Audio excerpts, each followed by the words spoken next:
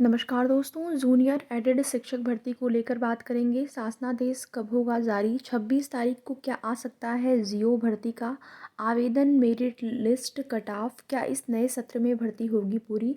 जैसा कि added junior शिक्षक भर्ती में रिजर्व ऑर्डर जारी होने के बाद जब से कोर्ट से राहत मिली हुई है, अभ्यर्थियों में एक आशा की किरण बनी है कि अब भर्ती में देरी नहीं होगी और भर्ती प्रक्रिया आपकी जो है प्रारंभ हो जाएगी।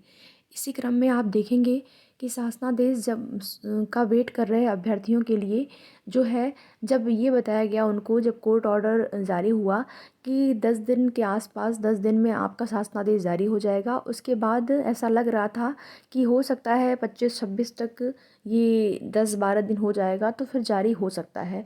लेकिन अभी तक कोई भी इसकी जानकारी या अच्छा आश्वासन, सीटों को लेकर भी देखिए अभ्यर्थी लगातार प्रयासरत हैं, प्रयास कर रहे हैं कि सीटों में वृद्धि हो जाए, लेकिन यहाँ पर अभी तक सीटों को लेकर भी कोई अपडेट, कोई जानकारी आयोग के द्वारा नहीं दी गई है कि कितनी सीटों पर शासनादेश जारी होगा। कुछ दिन पहले आप देखे होंगे एक लेटर जारी हुआ था और उस लेटर में, चूँकि वो अधिकारियों के लिए लेटर था, वो अभ्यर्थियों के लिए नहीं था, लेकिन रिक्त सीटों का ब्यौरा लिया जा रहा था। और ये रिक्त सीटों का जो ब्यौरा है वो विषयवार अलग अलग विद्यालयों से मंडलवार जिलेवार जो है लिया जा रहा था, कितनी कितनी सीटें हैं।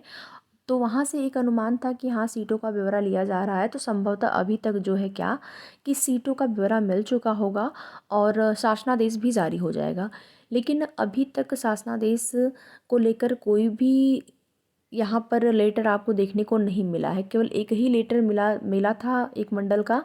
तो अगर सभी मंडलों का देखने को मिल गया होता तो वहाँ से भी एक उम्मीदें जग गई होती, चलिए सभी मंडलों से कार्य हो रहे हैं, सभी मंडलों का रिक्त पदों का ब्यौरा लिया जा रहा है तो भर्ती पूरी होगी ही। लेकिन फिर उसके बाद कोई ऐसा लेटर देखने को नहीं मिला। अभ्यर्थी इसी क्रम में शिक्षा निदेशालय प्रयागराज 26 तारीख को जाने को तैयार हैं और 26 तारीख यानी कि सोमवार को तो अधिक से अधिक संख्या में सभी अभ्यर्थी पहुँचे। वहाँ से ये जानने की कोशिश करनी है कि शासनादेश कब तक जारी होगा, यानी कि भर्ती प्रक्रिया कब तक शुरू होगी।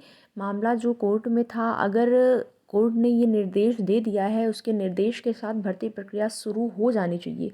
अगर नहीं शुरू होती है तो हो सकता है कोई ना कोई मैटर नया आ जाए, डबल बेंच में चैलेंज कर दिया जाए मैटर को, या फिर और जो है मामले पर नई रिट पड़ जाए, इन सारी चीज़ों को लेकर। तो अभ्यर्थी जो है लगातार प्रयास कर रहे हैं, तो सभी लोगों को सहयोग करने की ज़रूरत है। जो भी इस भर्ती से जुड़े हुए अभ्यर्थी हैं, प्रयागराज शिक्षा निदेशालय सोमवार को सभी लोग उपस्थित होइए। ग्राउंड स्तर पर अभ्यर्थियों के द्वारा अधिकारियों से मुलाकात की जाएगी और देखा जाएगा क्या कुछ जो है अधिकारियों का जवाब आ रहा है।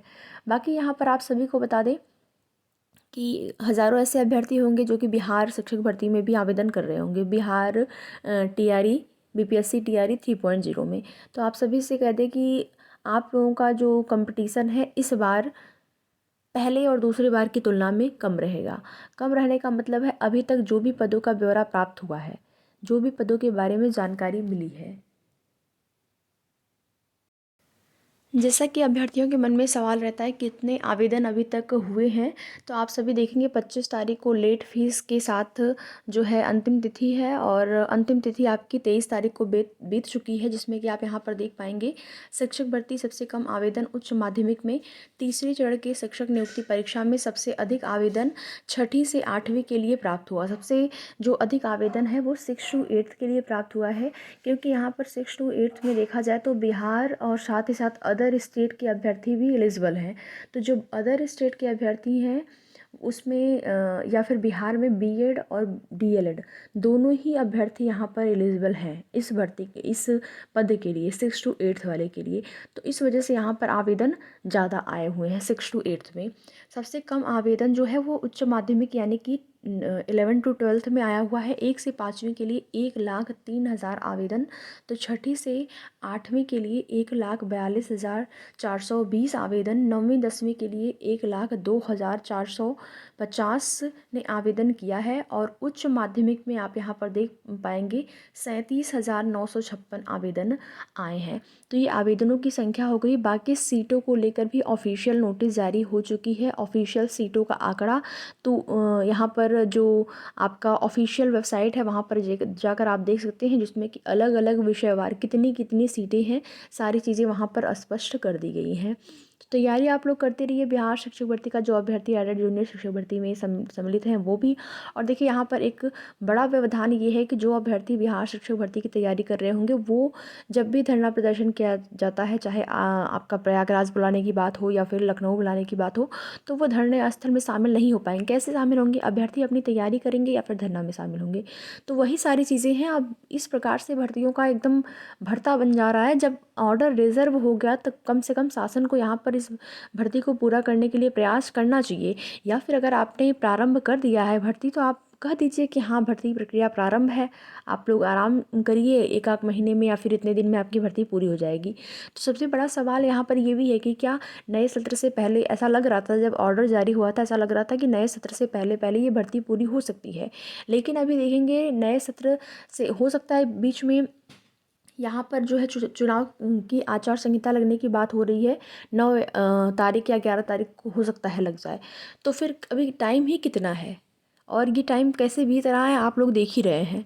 वही हाल है।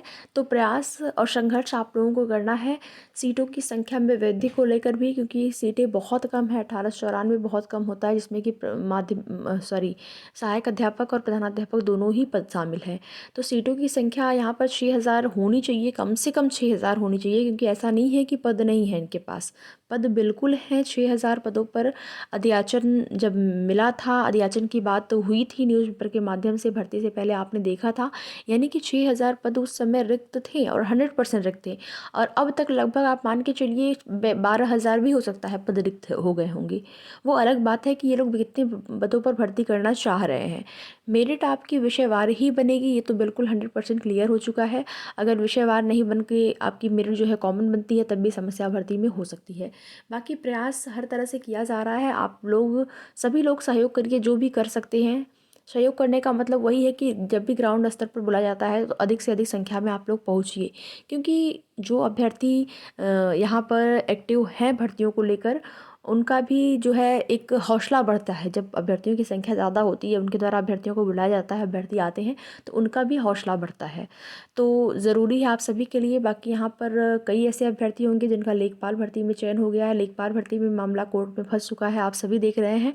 और वहाँ पर अभी जो है मामले को निस्तारित करवाने के लिए, या फिर कहें कि जो है आयोग के द्वारा आईए फाइल कर दी गई है। और कुछ प्रश्नों पर विवाद को लेकर मामला है, विवादित प्रश्न है जिस पर कि मामला है। लगभग यहाँ पर 17 के आसपास प्रश्न हैं जो विवादित हैं। और उन प्रश्नों का जो भी विवाद है, वो जब तक समाप्त नहीं हो जाता है तब तक सुप्रीम कोर्ट के द्वारा जो है रोक लगा दी गई है भर्ती पर, आप सभी जान रहे होंगे। तो वहाँ पर भी प्रयास किया जा रहा है। अगर आप उस भर्ती में शामिल हैं तो उनके द्वारा जो प्रयास किया जा रहा है, 26 तारीख को ही राजस्व परिषद अभ्यर्थी भी बुला रहे हैं राजस्व परिषद जाने के लिए।